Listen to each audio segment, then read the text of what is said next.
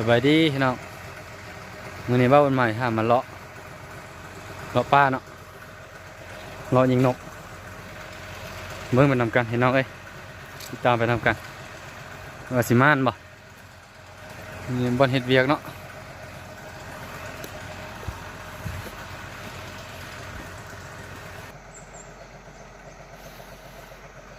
ฟ้าก็ครึมคือ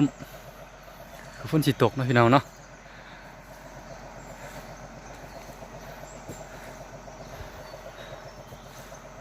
เท่าสูงจัง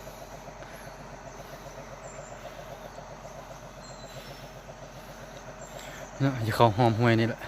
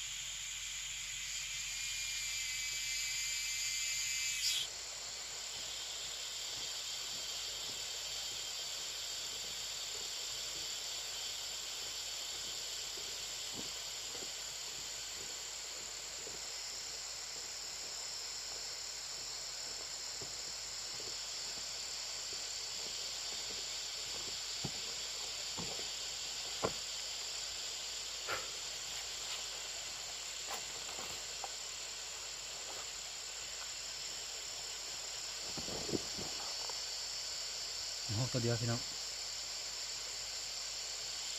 ว่าย่างไปเลยเห็นมากไหมเนาะเห็นมากไหมพอดีนั่นมือหนาอย่าให้เห็นเบิ้งได้พี่น้องนะมีบ่หันมือนี่เห็นตัวเดียว